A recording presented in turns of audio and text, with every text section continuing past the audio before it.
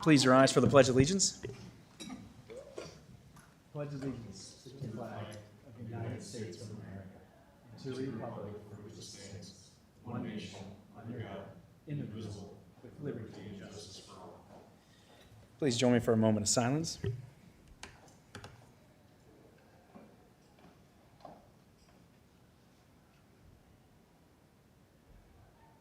Thank you. You can be seated. Welcome, everybody. Today, Supervisor Nelson, he's out fishing up in Canada, so he won't be joining us, and so he's gone. First up is the approval agenda.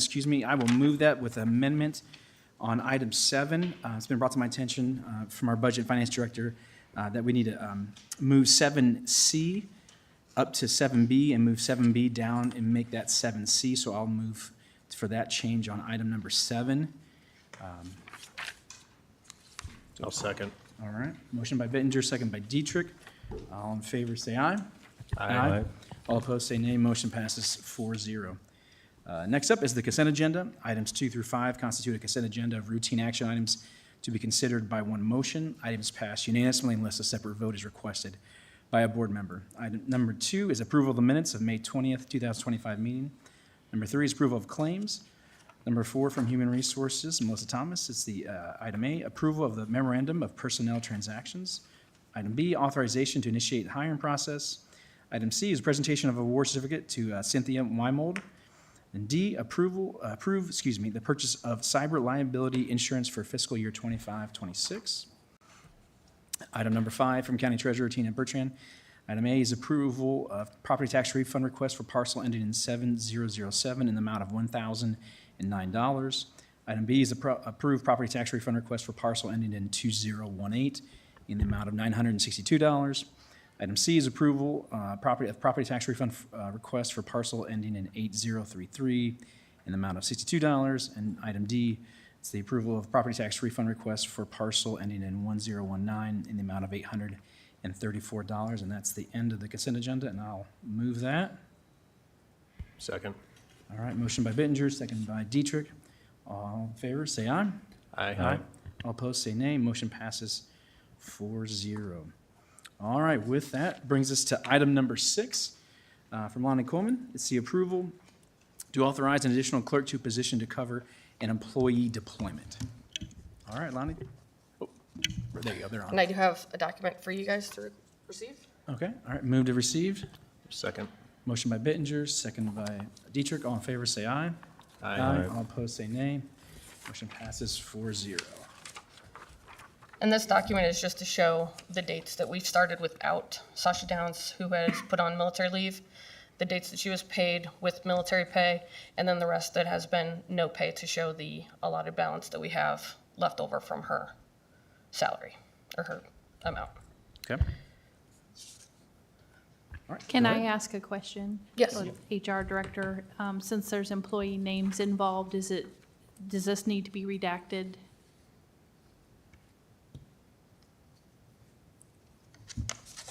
The agenda item? The received the receipt. document? Oh, no. It just says. Is that confidential? No. No. So, no, we don't need to redact. Good question. Thank you, Michelle. All right, go ahead, proceed. Yeah. Melissa, why don't you want to start off? Yeah, give us some. Sure. I would like to, address, I think Lonnie is requesting a temporary employee, where that's a little bit difficult. In our handbook, temporary employees do not get any benefits unless they've been here long enough to receive benefits according to like ACA laws. But they wouldn't receive any holiday pay, any vacation, accrue, anything like that. So with that, I would suggest we not do a full-time temporary, but a part-time clerk at 25 hours. She would not be, or he would not be eligible for insurance, but they would be eligible for holiday pay, vacation, sick time, and that. I do have the budgeted amount just for a part-time, 25 hours a week, which would be 5 hours a day to cover the office. The net pay would be $27,741. this, yeah.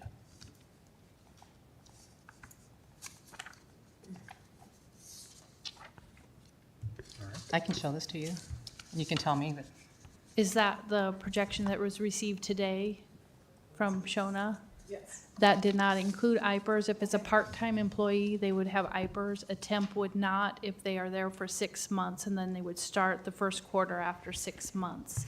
So if it's a temp versus a regular part-time. okay. Okay, all right. And we did look over the hours of what we would be needing to help with the times that we are there for. And the 25 hours would be suffice to start with to help us with the offset. Because even today, I was there by myself in the office and I had 20 walk-ins alone today. And, you know, for them, it was about 15 to 25 minutes a piece for those walk-ins.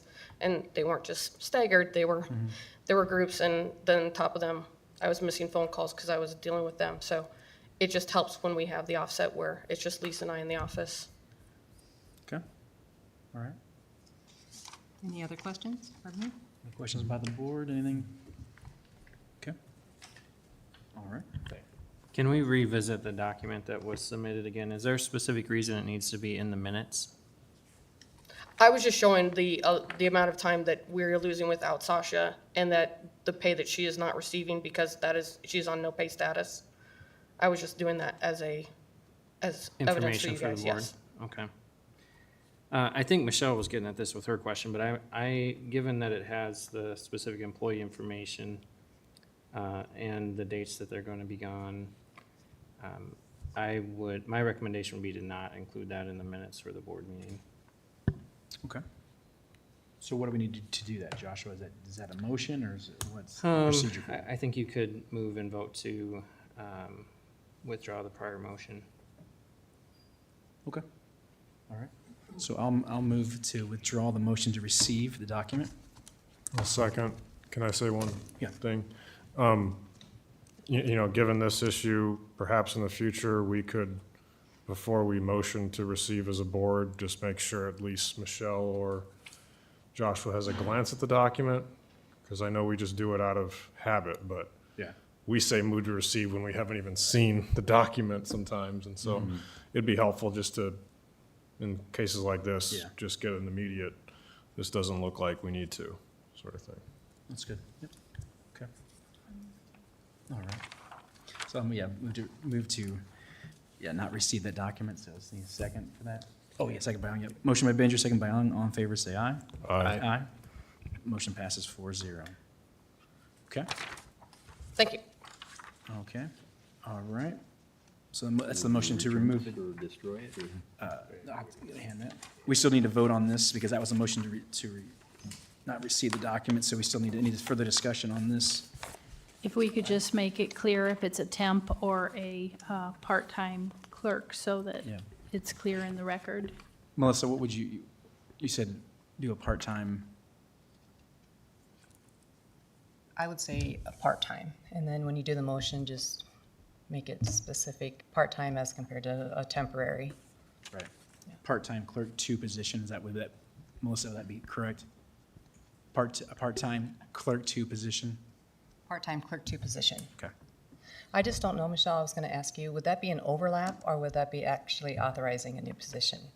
The overlap would only occur if both Same. employees are being paid at the same time. So if an employee's on military leave and being paid military leave pay, then that's when the overlap would be occurring. So Okay. I haven't seen all the dates and all of that to know if that's gonna happen or not.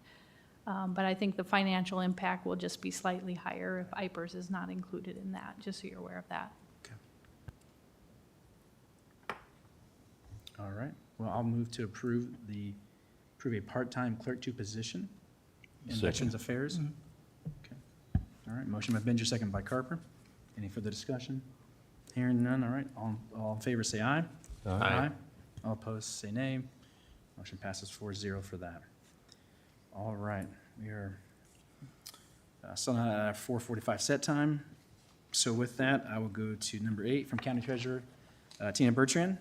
It's the approval of resolution, amending the resolution authorizing the issuance of $1,200,000 of taxable general obligation capital loan notes, Series 2025A, and levying a tax for the payment thereof, passed and approved on March 11, 2025, by substituting a new resolution thereof, approving and authorizing a form of a loan agreement and authorizing and providing for the issuance of a $1,200,000 general obligation capital loan note, Series 2025A, and levying a tax to pay the notes.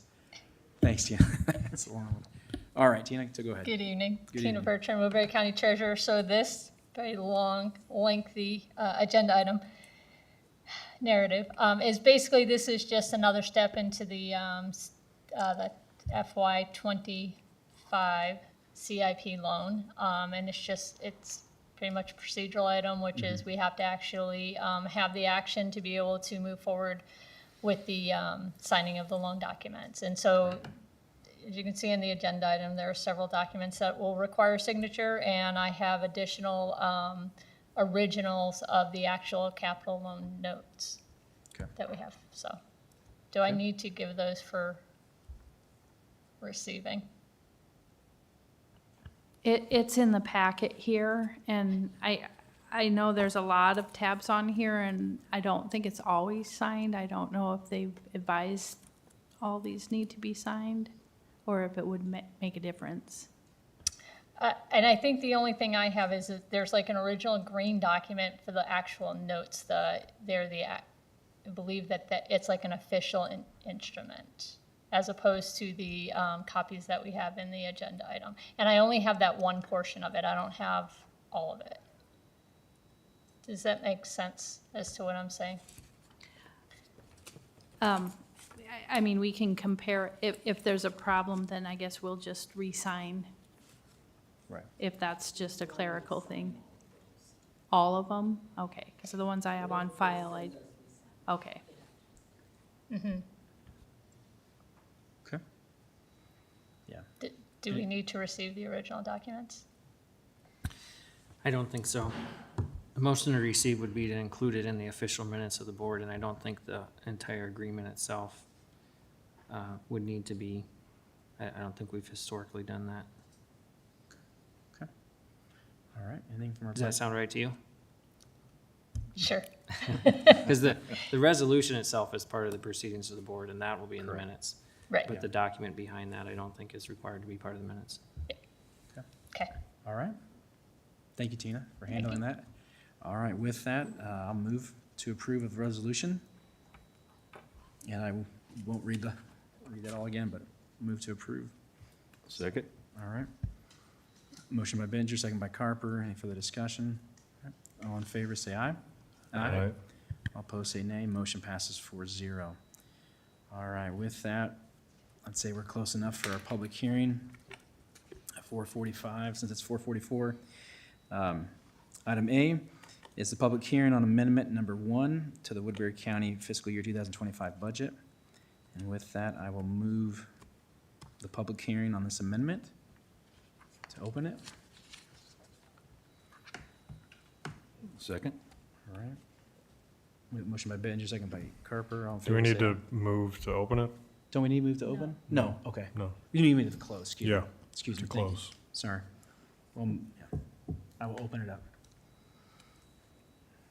Anybody here to speak on Amendment 1 to the Woodbury County fiscal year 2025 budget?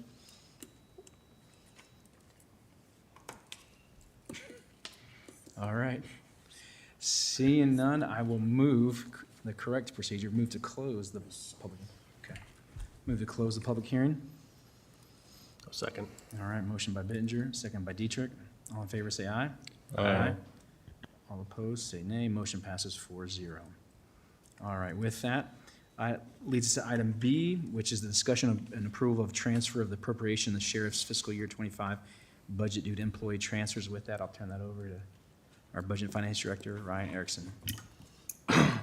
During the course of requesting the budget amendments from all the departments and offices, the sheriff's office has, requested to do some transfers. It doesn't have any net impact on the overall budget.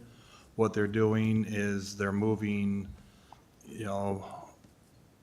budget from one part of their budget to another, and that's was listed after the budget amendments, and there's 7 different ones that they're doing, and, as I said, they're just had areas where they were under budget, so they're moving it to cover areas that they might be over budget. And so the net impact to the budget overall is 0.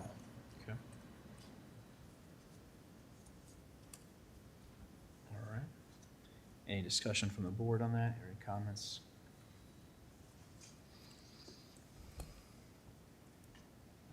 I'll move to approve the transfer of the apportion in the sheriff's fiscal year 25 budget.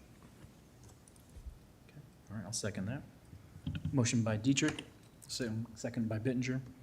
All right, pretty straightforward, looks like. All right, all in favor, say aye. Aye. All opposed, say nay. Motion passes 4-0. And then item C is the approval of resolution for the fiscal year 2024 through 25 budget amendment number 1. Once again, back to you, Ron. Yeah, in the homework there, I have listed out, as each department or office responded to the request. The main thing was to make sure that each line item on the service area would not go over budget. So like public safety as an example. So if we felt like something was going to go over budget, we would try to make an budget amendment for it. And listed in there were 8 different amendments that impacted the general basic fund. And I'll just briefly go through each one. The auditor requested, an increase to the liquor license based on actual activity. The auditor/recorder, there was a decrease in recorded documents and real estate transfers of nearly $50,000. Conservation, had some unexpected repairs due to flood damage that they were requested an amendment for. General services, we had, increased need of services for utilities assistance and funeral services. Then on emergency services, actually got an additional $20,000 for ambulance assistance, so that was an increase in revenue. The medical examiner, we, at the time, we're doing the best we could to budget, and the actual activity was actually $110,000 more than what was expected. So that amendment. Number 7 is reflecting an increase over budget of attorney fees and additional services that was requested from our auditors. And then the number 8 is a decrease in revenue to the sheriff's office due to the lack of U.S. federal inmates that we were not able to house due to the delay in the construction of the jail. That is the ones that impacted the general basic fund and general supplemental. The auditor and elections, there were some increased revenue due to special elections that were not previously budgeted. That was right now the only one that affected general supplemental. Rural basic had an increase in reimbursement for township officers. And then the next item is secondary roads.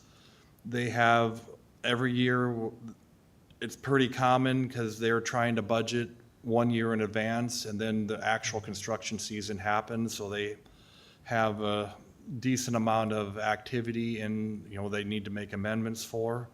And I would ask if you have any questions, Laura probably can explain those better.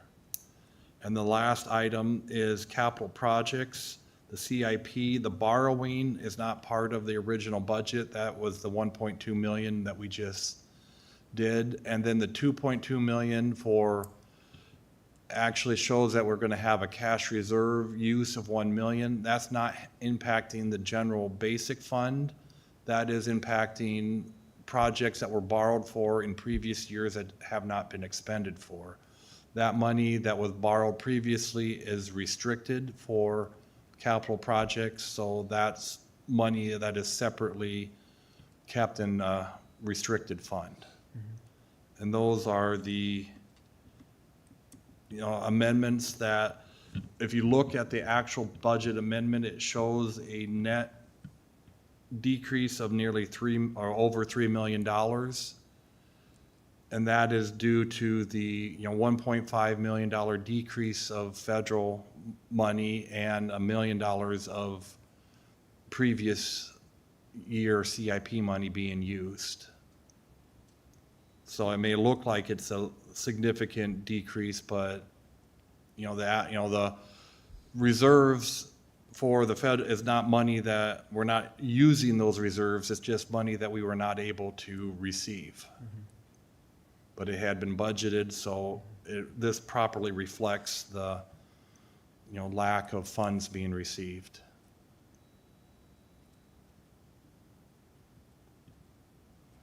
All right.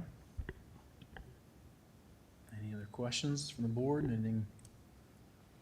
All right. Hearing none, I'll move the approval of the resolution for the fiscal year 2024-25 budget amendment number 1. Second? All right, motion by Benjer, second by Carper. All in favor, say aye. Aye. All opposed, say nay. Motion passes 4-0. Thank you, Ryan. All right, moving on. Any reports from committees? I'll start. I have none. Okay. All right, Dave? Yeah. Okay. Way under there. Last Thursday, I just had a couple at the Simcoe Certs building. I had the Siouxland Regional Transportation Planning Association Policy Board. They just kind of went through some of the different stuff, like the Transportation Improvement Progress Report. So they went through that for fiscal year 26 to 29. I know Laura is probably a big part of some of that stuff and what's going on in the area. They also had the Transportation Alternative Program TAP balance and applications. This one was kind of interesting. It's kind of like trails and bike trails and different stuff like that, so it's not just roadways. They had one request for fiscal year 27, and it was for $136,000. I think it was for Remsen or whatever.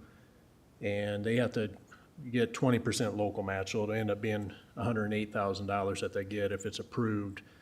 But, so for fiscal year 27 and on, for that TAP balance and applications, communities might want to look at that if they're thinking about doing trails and stuff, and get a hold of the Simcoe and find out what they need to do. But fiscal year 27, there's $159,000 in the fund.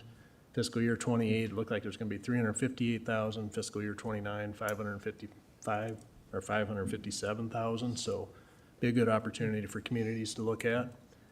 The second board, we had the Siouxland Regional Transit System Board of Directors.